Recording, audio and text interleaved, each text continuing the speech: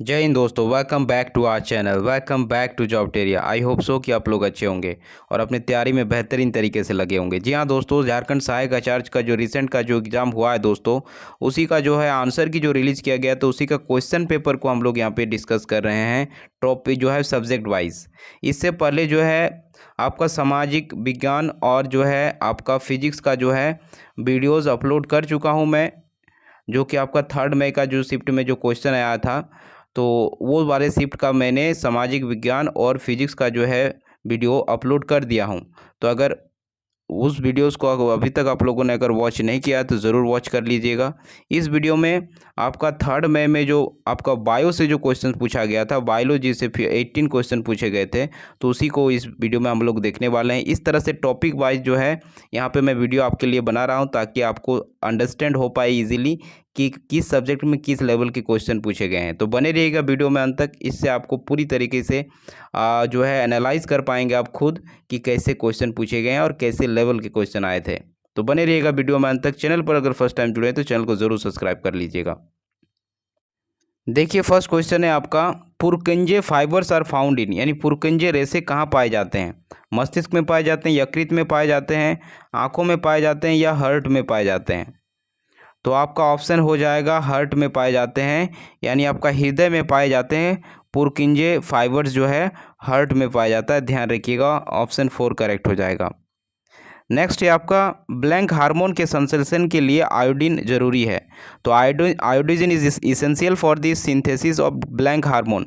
तो किस तरह के हार्मोन्स के लिए आयोडीन जो है आपका इसेंशियल है? तो ये आपका जो है थायरोक्सिन हार्मोन के लिए उपयोगी है। और हमें पता है जो आपका थायरोक्सिन हार्मोन की कमी की वजह से जो है, आयोडीन की कमी की वजह से जो है गले में जो है गोइटर नामक जो है डिजीज हो जाती है, जो आपका घेंघा रोग हो जाता है, इसी की वजह से होता है। तो ध्यान रखिएगा, आपका ऑप्शन यहाँ पे 4 करेक्ट हो जाएगा।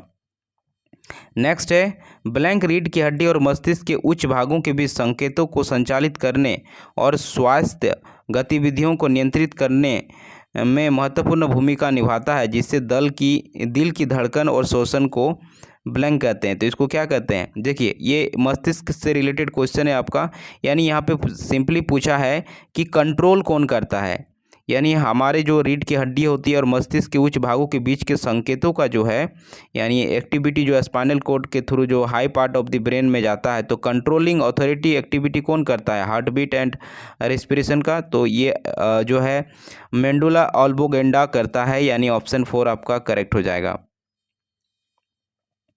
नेक्स्ट क्वेश्चन है आपका कि मौखिक गुहा में कई दांत और एक मांसल जीभ होता है। प्रत्येक दांत जबड़े की हड्डी के सर्किट से लगा होता है। तो इस प्रकार के जोड़ को क्या कहा जाता है?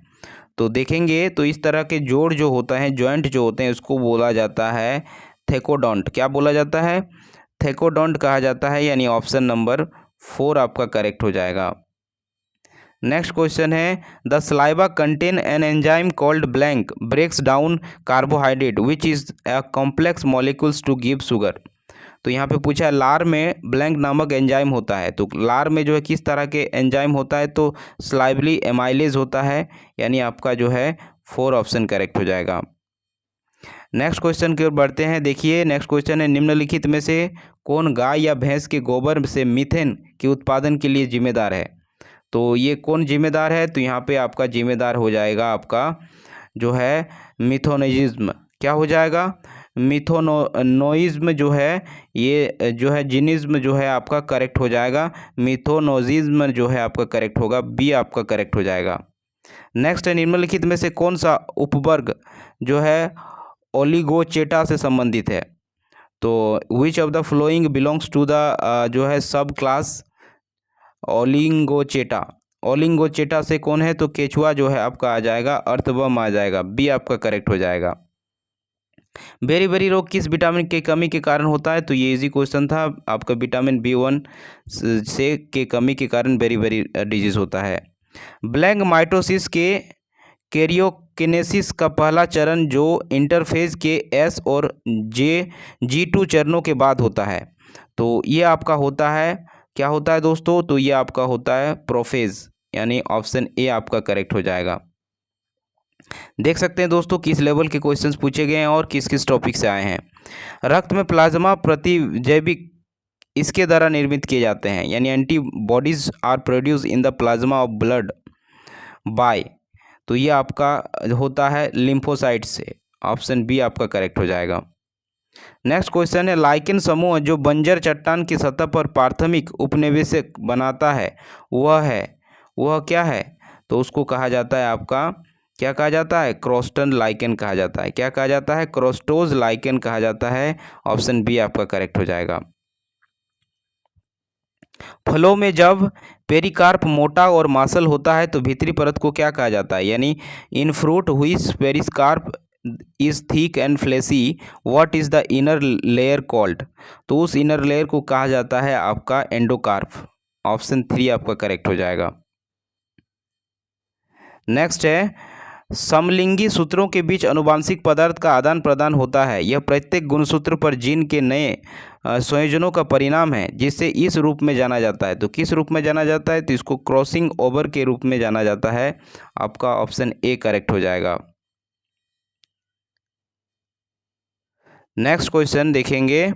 नेक्स्ट क्वेश्चन है, निम्नलिखित में से कौन प्रतिरक्षा का प्रकार है? यानी विच of the following is of immunity? तो ये आपका हो जाएगा इनेट इम्यूनिटी, एक्वायर्ड इम्यूनिटी या बोथ। तो ये बोथ आपका जो है करेक्ट हो जाएगा। नेक्स्ट है आपका पेरिटीमा जीन्स है। पेरिटीमा जीन्स क्या है? तो पेरिटीमा इज अ जीनस ऑफ क्या हो जाएगा? तो ये आपका केचुआ में आ जाएगा। अर्थवर्म जो है पेरिटीमा जीनस में आता है। नेक्स्ट है आपका blank any of group of virus that infect bacteria. यानी पूछा है ब्लैंक वायरस का कोई समूह जो बैक्टीरिया को संक्रमित करता है, तो उसको क्या कहते हैं? तो उसको क्या कहते हैं? तो उसको बोलते हैं जीवाणुभोजी। क्या कहते हैं? जीवाणुभोजी कहते हैं। बीरोफेज कहा जाता है। ऑप्शन 3 आपका करेक्ट हो जाएगा। रक्त में शर्करा का नियंत्रण होता है, यानी blood glucose level is regulated by, तो ये आपका पेनक्रियाज करता है। ऑप्शन आपका 3 करेक्ट हो जाएगा। कौन सा हार्मोन शरीर में आयनिक संतुलन को विनियमित करने में महत्वपूर्ण भूमिका निभाता है? यानी which hormone plays a vital role in regulating the ionic balance in the body?